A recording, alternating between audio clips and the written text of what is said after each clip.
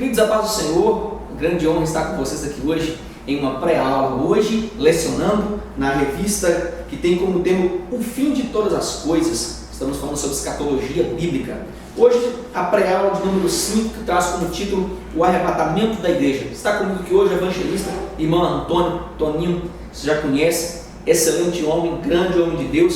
Está aqui para debater essa lição e conversarmos um pouquinho para trazer esse assunto a tema. Queridos, como sempre, eu quero iniciar dando um forte abraço às pessoas que compartilham, que têm compartilhado nossa lição no Facebook, têm compartilhado pelo WhatsApp e principalmente têm distribuído a lição. Querido, nos ajude a divulgar a escola bíblica. A escola bíblica não pode parar. Não seja detor do conhecimento. Conhecimento só é conhecimento quando ele é dividido. Faça isso. Se inscreva no nosso canal para você receber a videoaula toda semana e Deus há de te abençoar.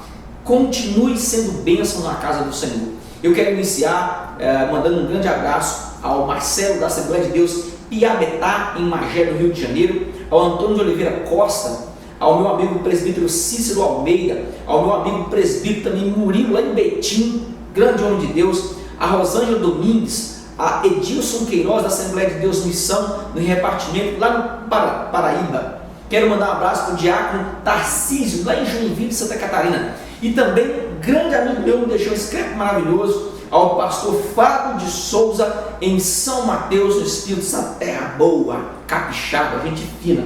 Eu vou iniciar lendo tópico a tópico, e à medida em que nós formos lendo tópico, nós vamos explicar o tópico. Será uma grande lição. Falar sobre o arrebatamento da igreja é algo magnífico. Quero desde já compartilhar com os senhores quem comprou essa revista, da CPAD, a revista grande, letras gigantes, é uma vergonha. Hoje nós estamos folheando a revista aqui e nós vimos que repetiu a lição número 4 duas vezes. Queridos, uma casa tão boa como a CPAD cometeu alguns erros iguais, isso é vergonhoso, principalmente numa lição tão cara. Nós estamos vendo diversas seitas distribuindo lição de graça, nós pagamos pela lição e ainda temos que ver lição repetida. É vergonhoso, mas faz parte de todo o processo. Isso é lamentável. Eu vou continuar aqui então com a introdução que diz: nessa lição de hoje estudaremos a respeito de um dos acontecimentos mais gloriosos e esperados desde que o Senhor Jesus foi assunto aos céus, o arrebatamento da igreja. Esta lição é de máxima importância para os nossos dias, já que ultimamente se ensina tão pouco a respeito da volta de Jesus. Querido, nós tivemos uma missão com o evangelista Alex, e ele falou sobre isso, que é pouco divulgado hoje sobre o arrebatamento da igreja. Se fala em diversos outros temas. A Assembleia de Deus está assumindo hoje uma matéria chamada missão, e a igreja fala muito em missão, mas nós estamos esquecendo do arrebatamento, e nós não podemos esquecer do arrebatamento, nós não podemos de pregar o arrebatamento. E nessa introdução, eu queria que você anotasse para levar para a sua sala alguma coisa que me chamou a atenção aqui, que eu estava lá em casa estudando, que a volta de Yeshua, ela vai ocorrer em duas etapas. Isso é extremamente importante você deixar claro acerca do arrebatamento. Então, essas duas etapas primeiro é o arrebatamento, e segundo, após os 7 anos, que será 3 anos e meio de paz, 3 anos e meio de guerra, é o período chamado Grande Tribulação. Então, duas etapas. Primeiro arrebatamento e a segunda após os 7 anos, 3 anos e meio de paz, 3 anos e meio de guerra, será a segunda vinda de Jesus. Para nós cristãos, a primeira vinda foi quando Jesus pisou na terra. A segunda será nos ares, e ele não vai pisar na terra, mas para os demais será a segunda, em que ele voltará com a sua igreja. Isso tem que ficar claro. Dessa primeira fase, que nós chamamos de arrebatamento nos ares, a noiva o verá, mas isso acontecerá de forma invisível. Tem que ficar bem claro isso. Será de forma invisível. Nós encontraremos com ele nos ares, nós somos a noiva da igreja, e a segunda vinda de Yeshua, ele se dará para os santos, e ela será visível a todos os habitantes da terra. Por que eu digo santos? Eu digo santos porque naquele grande dia nós devemos entender que será para Israel, para o povo judeu, e o povo judeu o verá e chorará amargamente. Isso tem que ficar claro. Sobre ainda o arrebatamento da igreja, eu queria que você entendesse nessa introdução, você pode encaixar em toda a lição algo bem específico, que existem 7 certezas do arrebatamento. Então anote aí, a primeira certeza, os mortos ressuscitarão. Isso é claro, né, meu irmão Antônio? Com certeza. Com certeza. Segundo, o Senhor voltará pessoalmente. O texto de 1 Tessalonicenses 4, versículo 16, se o senhor puder abrir a Bíblia nesse texto, eu vou precisar muito desse texto. Fala em alto e bom som, e a escrita original diz a mesma coisa. Não há variantes de traduções no Novo Testamento sobre esse texto. 1 Tessalonicenses 4, versículo 16. Então, nós precisamos entender que o Senhor Jesus voltará pessoalmente, que Ele deixará o seu trono do céu e Ele virá pessoalmente ao encontro de sua igreja nos ares e a levará de volta para a casa do Pai. Isso é magnífico. Achou, meu querido? 1 Tessalonicenses 4, 16, fica à vontade. Irmãos, a palavra do Senhor, vamos ler o texto que foi pedido aqui, 1 Tessalonicenses, no capítulo número 4, versículo 16. Porque o Senhor mesmo descerá do céu com grande brado e a voz do arcanjo. Dá um pontinho, irmão, só nesse ponto aí. Porque o Senhor mesmo descerá do céu.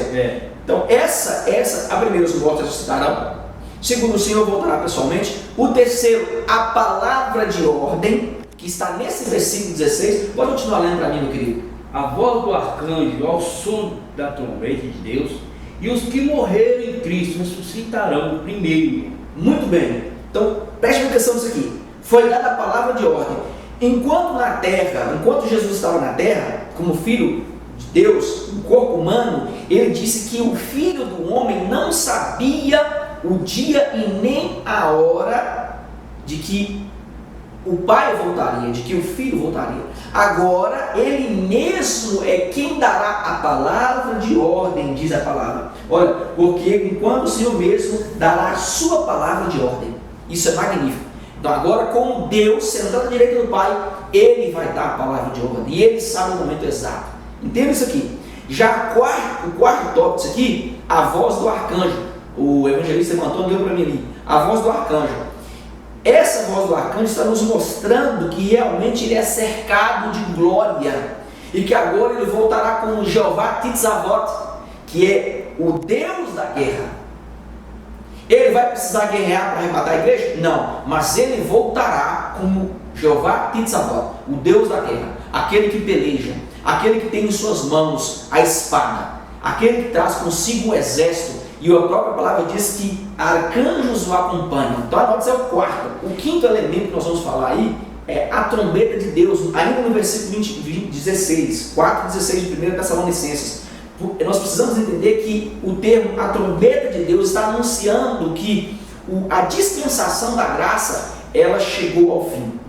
A dispensação da anunciação do evangelho da graça, ela começou com a trombeta e ela terminará também com a trombeta. O início dela, 1 Tessalonicenses 1, versículo de número 8, fala sobre o início, do ressoar, do continuar. O evangelista Antônio, sim, meu querido, Aleluia, 1, versículo 8. 1:8. Porque partindo de vós, fez-se ouvir a palavra do Senhor, não somente na Macedônia e na Acaia, mas também em todos os lugares a vossa fé para com Deus se divulgou, de tal maneira que não temos necessidade de falar coisa alguma. Então não há acréscimo, nós somos a trombeta de Deus, nós somos o evangelho de início. Como nós falamos, a partir dos apóstolos, nós somos descendência dos apóstolos, e isso nos marca a história, mostrando que assim como começou o evangelho da graça, através da anunciação da trombeta de Deus que somos nós, ele termina com um ressoar da trombeta, e nós encontraremos com Jesus nos ares. Já o sexto elemento é a ressurreição e arrebatamento, versículo 16 e 17, 4, 16 e 17, há de completar o que nós estamos falando. Então não se trata, esse versículo aqui, 16 e 17, eu quero ler para os senhores, que diz assim, o finalzinho diz: Deus descerá dos céus e os mortos em Cristo ressuscitarão primeiro. Depois nós os vivos, o que ficarmos, seremos arrebatados juntamente com Ele, entre as nuvens, para o encontro do Senhor nos ares. Assim estaremos para sempre com o Senhor. Isso que nós temos que entender, que não se trata aqui da ressurreição geral. Entende isso aqui? Não é uma ressurreição geral, mas é daqueles que aguardam e se guardaram para a vinda de Cristo. Isso é magnífico, deve ficar muito claro isso aí. Já o sétimo elemento que nós estamos falando é estar para sempre com o Senhor, que diz no versículo 17. Isso significa que a igreja estará sempre onde Jesus estiver. É magnífico, querido. Olha, ela participará de toda a sua riqueza divina e se cumprirá então o que está escrito em Tito. Olha que magnífico. Tito 2, o versículo de número... Há um texto magnífico, Tito 2, o versículo de número 13. Tito 2, olha o que diz o versículo número 13. Aguardando a bendita esperança e a manifestação da glória do nosso grande Deus e salvação e Salvador, Cristo Jesus. Vai se cumprir essa profecia. Sobre essa introdução, meu Deus, quer falar alguma coisa? Não, então fica à vontade. Eu achei tão interessante essa introdução que, irmãos, o arrebatamento da igreja é de grande importância, porque a igreja hoje talvez ela está caminhando sem esperança. Aí entra a liderança da igreja falando sobre o arrebatamento da igreja, que nós aqui somos peregrinos, pastor Elise, e nós aqui temos que estar sempre caminhando, sempre olhando para a frente, porque o povo de Deus ainda tem esperança, e essa esperança que faz nós andarmos e prosseguir nessa jornada. Porque se eu não tivesse esperança, se a igreja não tivesse esperança, por que deveria nós estar aqui sendo cristãos? Então não vai ser um grande acontecimento. Talvez as pessoas, mas tantos anos, as pessoas sempre falando que Jesus virá, que Jesus vai voltar. Irmãos, dessa forma foi lá quando Noé foi fazer a arca, Deus falou com ele que ia destruir tudo e que era para o povo ficar atento à palavra. Em Sodoma e Gomorra foi a mesma forma. Deus vai destruir. Eu não quero mais, o povo era um ingrato. E hoje, nos dias de hoje, o evangelho está sendo pregado. Olha, Jesus voltará. Mas eu escuto isso há muitos anos. Meus avós me falaram isso. Mas, irmãos, pelo seu acontecimento, que tudo está acontecendo, quando nós lemos lá em Mateus 24, tudo que está acontecendo está lá no versículo, e nós achamos que Jesus não está às portas, com grande certeza, irmão. É tempo de nós começar a juntar uns com os outros, é tempo de nós perdoar aqueles que nós não perdoamos, talvez nós tenhamos dificuldade de perdoar, é tempo de nós abraçar e falar: eu te amo. Na verdade, nós estamos precisando mais se unir mais, porque a igreja um dia vai subir, e Jesus vai vir buscar aquele povo separado, aquele povo que um dia, que ainda tem esperando um dia morar no céu. Eu vou continuar aqui no tópico de mim, diz: todos os salvos serão arrebatados. Diz assim: na primeira fase da sua vinda, no arrebatamento da igreja, Jesus não tocará na terra, ele estará nos ares ou nas nuvens. A reunião dos santos, dos salvos, no encontro com Cristo. A palavra arrebatamento do grego é arpazo, este vocábulo dá ideia de rapto, ou de remoção repentina, de modo súbito. O arrebatamento da igreja reunirá os que morreram em Cristo, isso é, confessaram a Jesus como Salvador e permaneceram fiéis até a morte, e os que estiveram vivos aguardando o glorioso evento. Nesse tópico número 1, entenda uma coisa: o termo latino raptus, se você quiser, tudo que nós estamos falando aqui, abaixo do vídeo eu vou colocar todas as palavras gregas em hebraico para você colar e copiar e levar para a sala. É só colar e copiar, tá facinho, ok? Então o termo latino raptus, que equivale ao que nós chamamos aqui na revista de arpazo, em grego significa, é traduzido como arrebatamento. Vem uma pergunta bem rápida para você entender isso aqui: por que seremos tomados, raptos para encontrar com Cristo Jesus nas nuvens? Essa é a pergunta. Entenda, é para se cumprir, querido, tudo que foi dito pelo próprio Jesus acerca das dores de parto em Mateus 24. Isso é magnífico. É para se cumprir tudo que foi dito pelo apóstolo Paulo, 1 Tessalonicenses e 2 Tessalonicenses, é algo também magnífico. E para que haja em Israel um despertar espiritual. Entende isso aqui? Onde a queda de Israel, por esse tempo agora, naquele tempo de Paulo, a queda de Israel, ela nos trouxe a salvação antes de Jesus. Paulo continua dizendo que nós somos a nação que fazemos ciúmes em Jerusalém. Então a queda de Jerusalém, ela nos trouxe a salvação, e a nossa salvação agora vai gerar em alguns judeus a certeza de que o Mashiach nós falamos o enviado, o ungido, ele já esteve entre nós. Por que eu digo alguns judeus? Porque nem todos os judeus, com o arrebatamento da igreja, acreditarão de que o povo foi levado por Jesus. Mas alguns que estão estudando o Novo Testamento, alguns que estão estudando, é o que nós chamamos de judeus messiânicos, que ainda não houve conversão, agora esses judeus messiânicos que se converteram e acreditam na volta de Yeshua, esses vão desconfiar e vão entender que se cumpriu a palavra de Deus. Ok, querido? Isso é muito importante você levar para a sala. Quer falar alguma coisa? Fica à vontade. É verdade, o pastor Elias falou que a igreja será tomada com força, violência. O que é tomada com força e violência? Do perigo. Porque os cristãos hoje estão vivendo o perigo. Hoje o inimigo, sabendo que Jesus está às portas, o que ele vai fazer? Ele vai fazer de tudo para atrapalhar o cristão subir. Ele vai começar a criar uma artimanha dele para conseguir nos deixar aqui nessa terra. Mas Jesus, ele tem um cuidado especial, pastor Elias, com o seu povo. E por que o texto foi falado aí que o senhor mesmo falou que ele não pisará nessa terra? Irmão, essa terra é uma terra contaminada. É uma terra que ela está toda cheia de problema. Prostituição, é mentira, é corrupção. E Jesus era santo. Primeiro ele, para pisar nessa terra, ele vai queimar ela primeiro. Mas aí, a diferença é que a igreja do Senhor não estará aqui, né? Muito bem lembrado, isso é muito bem lembrado. Eu vou continuar aqui com o senhor no tópico número 2, que fala quem será arrebatado. Quem será arrebatado? Todos os salvos que foram transformados mediante um novo nascimento. Só chegarão aos céus aqueles que levaram suas vestes no sangue do Cordeiro. A vida cristã não é fácil, exige renúncia. O caminho que conduz ao céu é estreito. Todo crente em sua jornada aqui na terra enfrenta montes e vales, alegria e tristeza. Infelizmente, muitos não perseveram e acabam voltando atrás. Se desviam e acabam vencidos pela carne, o mundo e Satanás.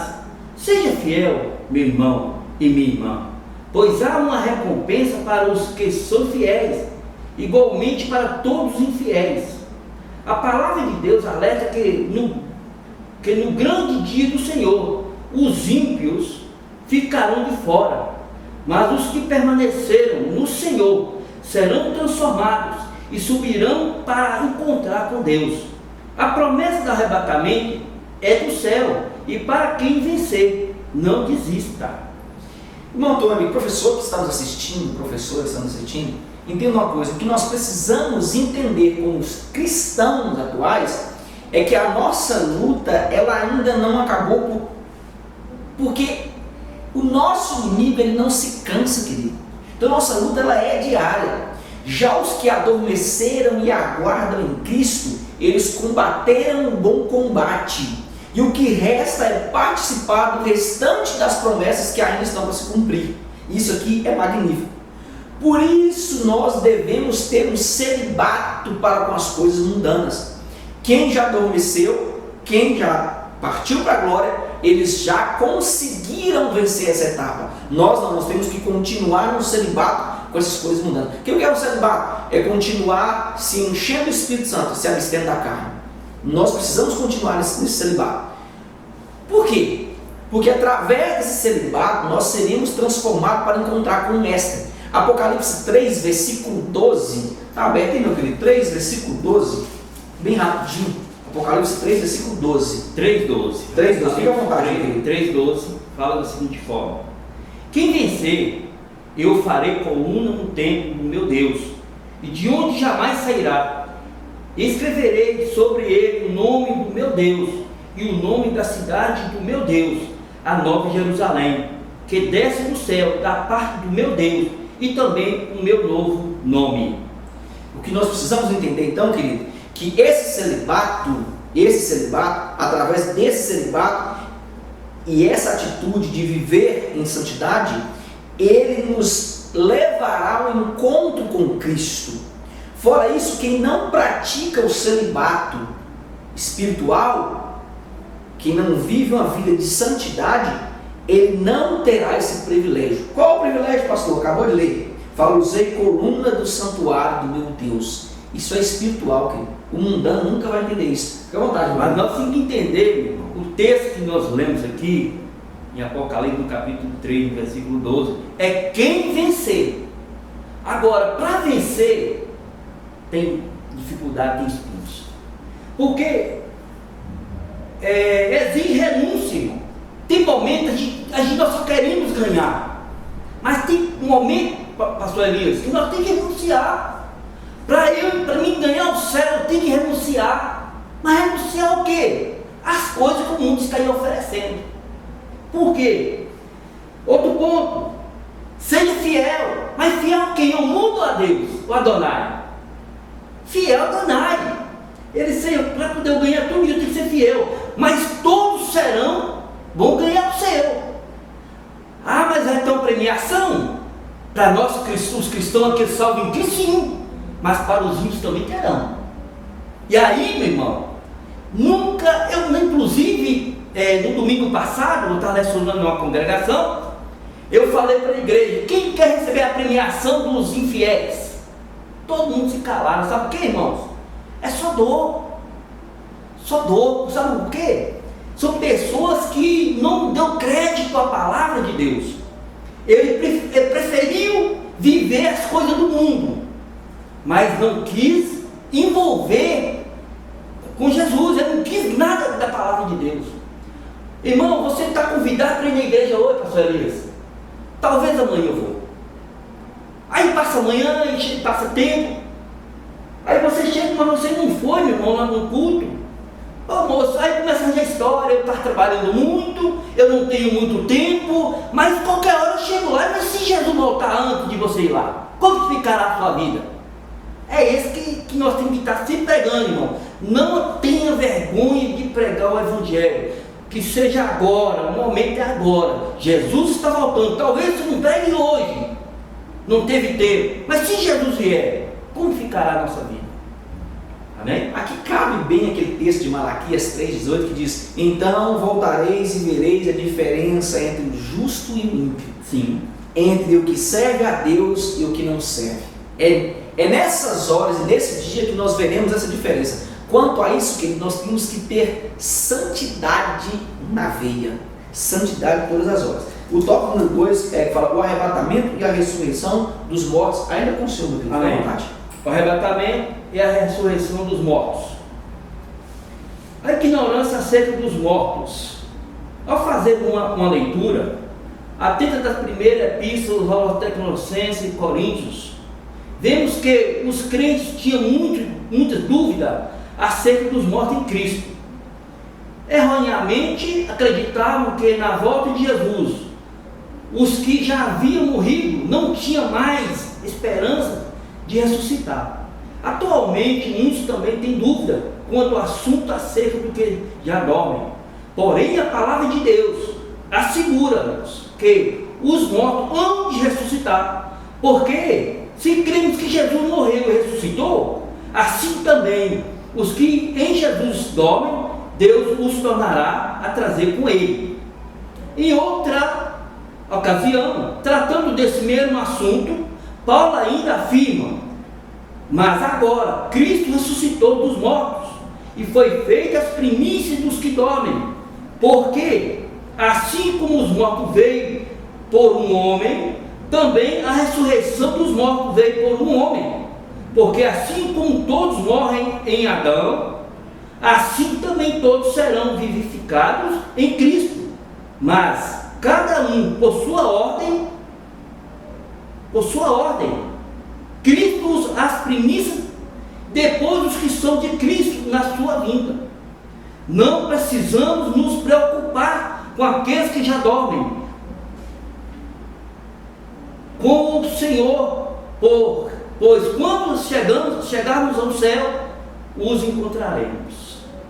E nesse tópico, irmão, eu achei algo magnífico. Sim. Eu estava estudando em casa e nós precisamos entender, deixar bem claro para os alunos que existe uma ignorância entre pastores.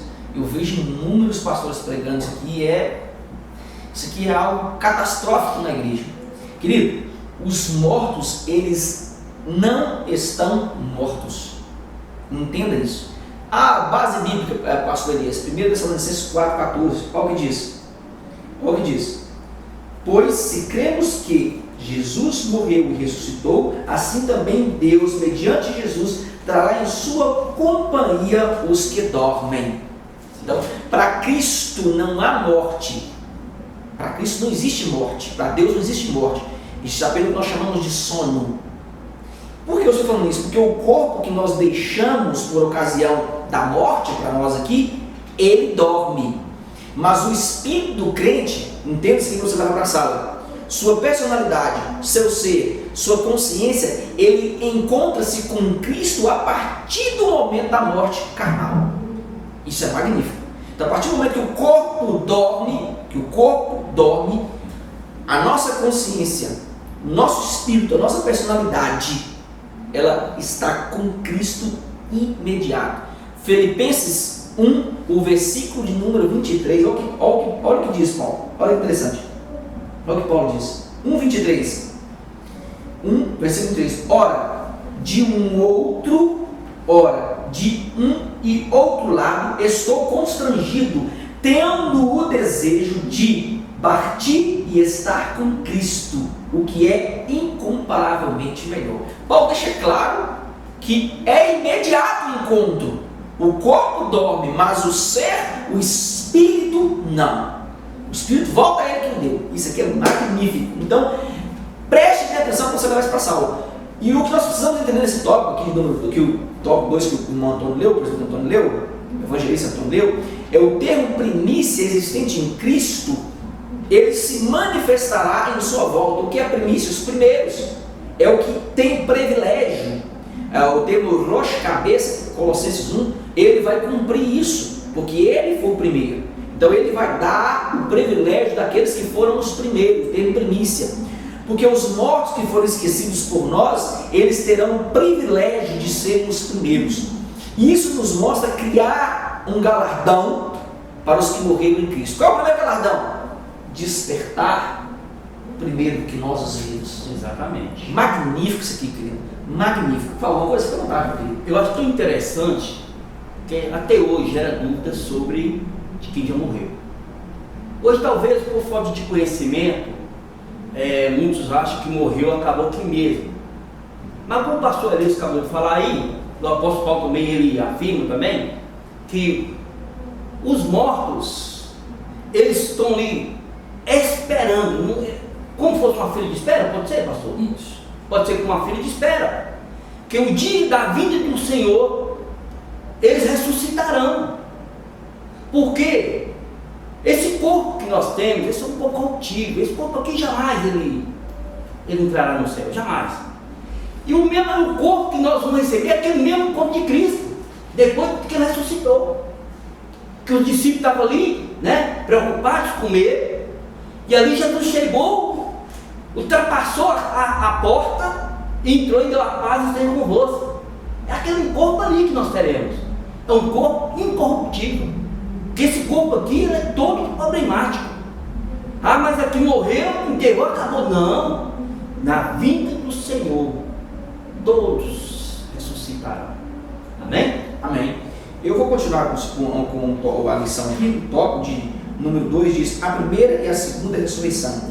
É a ressurreição dos salvos, daqueles que esperam a volta de Jesus. O primeiro a dar o início, a primeira ressurreição foi Jesus. Ninguém reviveu vencendo a morte física, definitivamente ou para sempre, antes dele. Cristo é as primícias dos que dormem, conforme disse Paulo, 1 Coríntios 15, versículo 20. Contudo, na primeira ressurreição farão também parte desse evento glorioso as duas testemunhas, o grupo dos mártires, aqueles que aceitaram a Cristo na grande tribulação.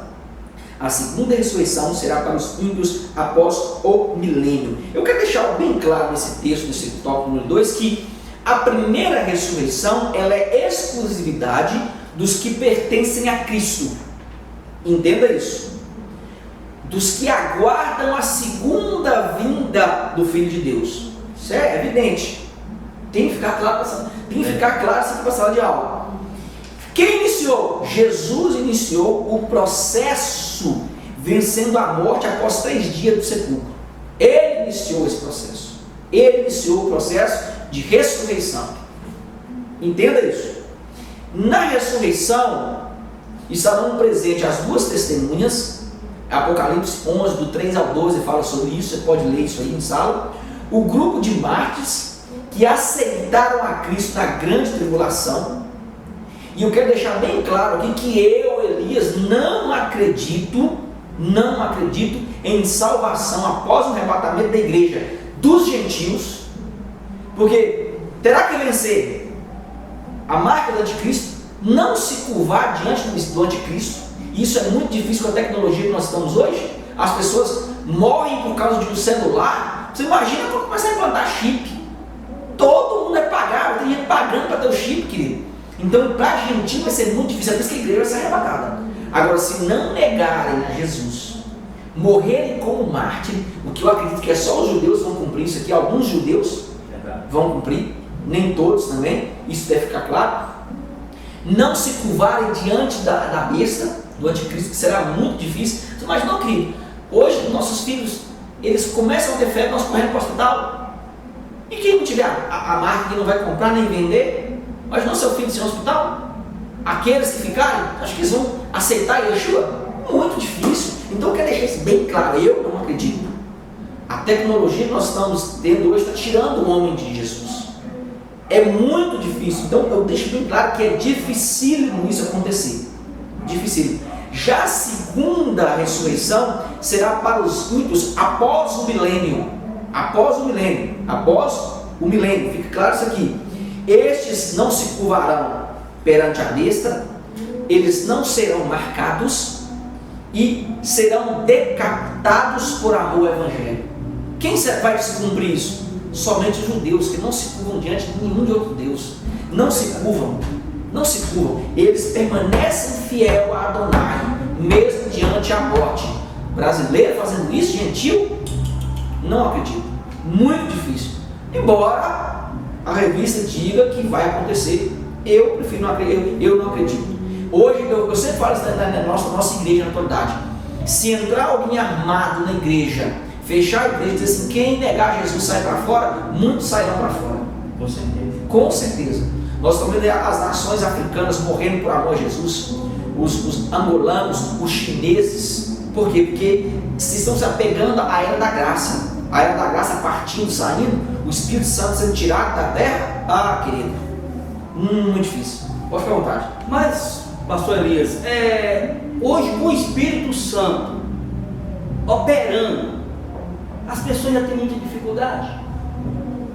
Imagina quando o Espírito Santo sair dessa terra. Primeiro, as pessoas não estão muito preocupadas com isso não. Sabe por quê? Porque estão comendo, estão bebendo, tem emprego, tem família, está tudo bem. Para que eu me preocupar com Jesus? Essa é a realidade. É disso que nós estamos falando. Nós estamos vivendo os últimos tempos de Jesus e as pessoas a igreja não despertou para entender que nós estamos prestes a ser arrebatados. Exatamente. Aí o que acontece? A Bíblia diz que é não abrir e fechar de olhos. Concorda comigo? Isso aí? Então, as pessoas estão tão assim desapercebidas que estão preocupadas de quê? Como será meu dia de amanhã? Mas se o dia da manhã não der tempo de chegar o dia da manhã, Jesus vier hoje buscar essa igreja. Então, muitos professores, talvez, muitos teólogos estão pregando dando uma esperança às pessoas que da segunda vinda para os gentios. A segunda vinda é para os judeus. E mesmo assim a salvação não é para os judeus, não é para todos? Não, é para aqueles que crêem em Jesus. Muito bem lembrado. Sim? Muito bem lembrado. Então nós temos que tomar cuidado. Então eu vejo sim, irmãos, que a salvação é universal. É um pouquinho ali, um pouquinho aqui, um pouquinho cá. Aquele que pregar o evangelho, a sã palavra, a chance é essa. Agora aquele que está inventando, corre dele que está ensinando é ficar junto com quem está ensinando também. Por falta de quê? Conhecimento. O que é conhecimento? Escola dominical. Ah, eu gosto dos cultos, mas eu não gosto da escola dominical. Irmãos, escola dominical é um dos princípios de você entender o que Jesus vai fazer e você vai vir arrebatar a igreja, quando vai ser. Tudo isso você vai estudando através da escola dominical. Eu vou continuar aqui no tópico número 3, para a transformação dos crentes que estiverem vivos quando Jesus voltar. Amém. Chegou, pode ficar à vontade. Os salvos que estiverem vivos em volta de Jesus serão arrebatados e transformados. A transformação dos vivos é um mistério. Eis aqui, vos digo, um mistério. Nós seremos transformados, porque convém que isso é que é corruptível. Se revista da corruptibilidade é isso, e que é mortal, se revista da imortalidade. Pela transformação, o corpo se tornará espiritual e glorificado. Diz a Bíblia que carne e sangue não pode herdar o reino de Deus, nem a corrupção herdar a incorrupção. Com os corpos glorificados, semelhantes ao de Jesus, os salvos poderão ir ao encontro do Senhor nos ares. Eu acho magnífico isso aí, que a transformação dos justos do Senhor no arrebatamento nos mostra que a santidade de Deus, ela é verdadeira em toda a sua história, desde o início de Gênesis a Apocalipse. Por que eu estou falando isso? Porque nós teremos que ter um corpo transformado para chegar diante de Deus. Então entenda isso aqui. Assim como Moisés queria ver Deus e não podia por causa do corpo de pecado, nós também não podemos vê-lo antes da transformação do corpo. Isso é interessante. Nós precisamos entender que a nossa roupa espiritual, que foi suja pelo pecado lá em Adão, agora ela será limpa por Jesus. Por quê? Porque ele lavou no sangue carmesim. Isso é muito profundo, querido. É agora, nesse momento, que ele vai nos vestir com roupas de linho fino, lavado no seu próprio sangue.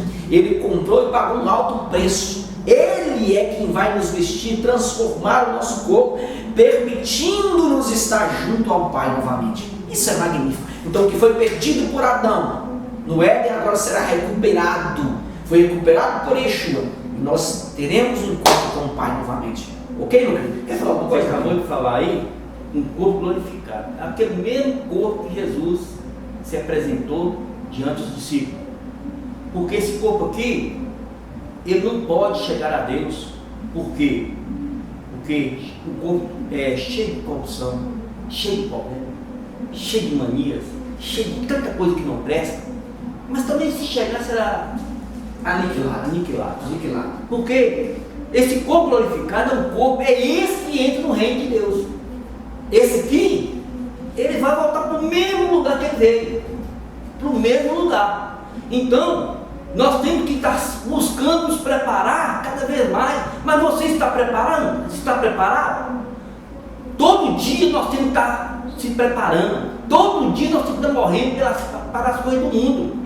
Porque a salvação, pastor Elisa, é pela misericórdia de Deus. Ah, mas você, um comedor de feijão, você tem convicção que você é salvo? Sim, ué. Se eu não tiver convicção que eu sou salvo, como é que seria de mim então? Então tem que ter, irmão, você tem que ter convicção, sim, que nós somos salvos. Todo dia nós temos que estar morrendo para o mundo. E por isso que nós temos esperança de um dia morar com o Senhor da glória. Eu vou continuar no tópico número 3, diz, antes do arrebatamento e depois dele. Antes é preciso vigilância. Como já é do seu conhecimento, todo crente deve estar preparado a cada dia, a cada instante para o arrebatamento. ao deitar e ao levantar. O crente precisa estar preparado espiritualmente, pois quando a trombeta de Deus tocar, anunciando a volta de Cristo, não haverá mais tempo, um segundo sequer, para alguém se preparar. Os pais não poderão avisar os filhos, os esposos não poderão avisar as esposas e vice-versa. Todos os alertas devem ser dados agora, no dia em que chama hoje, porque no arrebatamento os eventos finais serão de uma rapidez surpreendente, um abrir e fechar de olhos. 1 Coríntios 15:52 diz o seguinte, olha que texto magnífico, diz: num momento, num abrir e fechar de olhos, ao ressoar da última trombeta, a trombeta soará, os nossos ressuscitarão incorruptíveis e nós seremos transformados. Este versículo de 1 Coríntios 15:52 nos mostra que o tempo de Deus é diferente do nosso tempo. Isso nos leva a viver o tempo todo em santidade, querido. Eles não estão com um corpo de pecado. Pecou? Arrependa-se. Não há problema em pecar. O problema é você continuar pecando. É verdade. Não é? É verdade. O pecado, o que é o pecado? O pecado é desobediência, você continuar desobedecendo. A minha vovó dizia que errar uma vez é humano, errar duas vezes é burrice. Então tem crente aí que é burro demais, continua no pecado, o pecado cauteriza a mente do sujeito, e ele não descobre que ele vai para o inferno através do ato. Então precisamos entender que nós precisamos ter uma vida de santidade. Entenda isso aqui, assim como as nuvens negras anunciam a chuva, e a mesma vem seguida de relâmpagos que são rápidos. Nós não conseguimos ver o relâmpago, ele é rápido. Nós conseguimos ouvir o trovão, agora o relâmpago é rápido. Assim como a chuva anuncia, as nuvens negras anunciam a chuva vem seguida de relâmpago, assim são os maremotos e terremotos anunciando, como diz Jesus em Mateus 24, anunciando a volta de quê? Do relâmpago do noivo. O que é o relâmpago do noivo? É a rapidez em tirar a noiva da destruição que virá sobre o mundo. Ele não quer que a noiva passe por essa destruição. Por isso será como um relâmpago. A Bíblia diz que sai do Oriente e se mostra no Ocidente. Assim há de ser a vinda do Filho do Homem. É magnífico. Olha, o texto diz: eis que vos digo o mistério. Aí ele diz: no momento, num abrir e fechar de olhos. Não haverá tempo, querido, para você avisar ninguém. Não haverá tempo. A conversão tem que ser agora. A graça é agora. Depois, como diz o ditado, beleza. Ok? Vamos fazer o quê? Eu acho tão interessante que os pais não podem salvar os filhos, os filhos podem salvar os pais. Como Jesus é interessante falar sobre isso aí. Imaginou, pastores, se eu tivesse uma responsabilidade de salvar meu filho e minha esposa, o que seria de mim? Por isso entra a responsabilidade minha e sua. Colocar nossos filhos na escola dominical, para ensinar ele, porque ele aprende, ele vai crescendo ali sabendo que a salvação ela é individual. Então, não precisa se preocupar. Mas eu e meu filho, como será? Como é que ele vai ficar? Ensina ele o caminho que ele deve andar, né? Então, se eu comecei de cedo, colocando meu filho na escolinha, ele vai aprender qual o caminho que ele deve andar, e esse caminho é o caminho da salvação. Agora, a responsabilidade é de quem? É do pastor da igreja? A responsabilidade é do professor dele? Não, a responsabilidade é minha, é sua, de ensinar o nosso filho o caminho que deve andar. Amém? O tópico de número 3 diz assim: depois viveremos felizes para sempre. Jesus, a expressão máxima do amor de Deus, voltará para buscar a sua amada igreja. A igreja, a noiva do Cordeiro, há de se encontrar com o seu noivo nas nuvens, e viverão felizes para toda a eternidade. Desde o seu início, a igreja tem sofrido todo tipo de perseguição e infortúnio, mas em todos os embates ela saiu vitoriosa, porque Jesus, o noivo, afirmou: edificarei a minha igreja e as portas do inferno não prevalecerão contra ela. Atualmente, a igreja e os crentes são perseguidos em muitos países, mas a noiva do Senhor subirá ao encontro dele para encontrá-lo nas nuvens. João viu o final da história dos cristãos e alegrou-se muito. Regozijemo-nos e alegremo-nos e demos-lhes glória, porque vindas são as bodas do Cordeiro e já a sua esposa se aprontou. Entenda uma coisa nesse tópico aqui, nesse finalzinho, para você encerrar a lição. O que foi perdido por Adão no Éden, resgatado por Jesus no Calvário, agora será consumado pelo Ruach HaKodesh, ou seja, o Espírito Santo, na volta de Jesus. Olha que interessante. Por quê? Porque o relacionamento entre Deus e o homem, tirado por Satanás, agora foi recuperado para sempre através do arrebatamento da noiva. E esse arrebatamento trará o que nós chamamos de encontro triunfal, onde estaremos para sempre na presença do Senhor em um lugar maravilhoso. Apocalipse 21, versículo 26 e 27 diz: e lhe trarão a glória e a honra de todas as nações.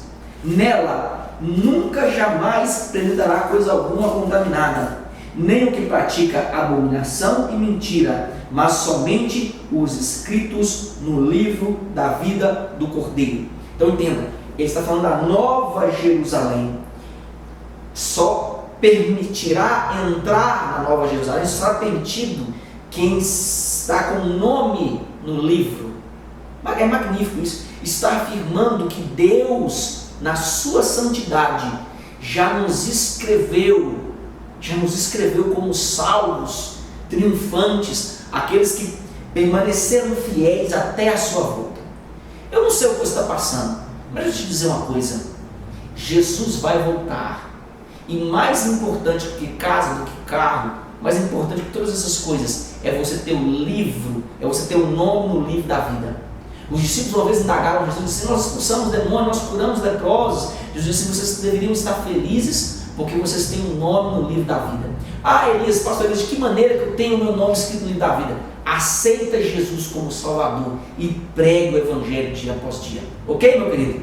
A conclusão com o meu querido evangelista Antônio. Fica à vontade. Amém. Eu achei, eu vou pegar um pedacinho do texto que o senhor falou aí, depois viveremos felizes para sempre. Eu vou pegar a conclusão logo à frente, vou fazer um complemento aqui. O que vivemos felizes para sempre? Depois, porque agora é angústia. A felicidade real vai chegar. Talvez nós falamos: olha, eu tenho um evento para poder eu participar, e ali vai ser um evento de grande importância para mim. Não, meu irmão, não é não. O evento de grande importância é o que vai vir. Esse sim, esse evento, esse aí, onde que nós vamos verdadeiramente iremos ter a felicidade. Aí eu pergunto: esse mundo que nós vivemos, nós somos felizes? Isso é felicidade de enganadores.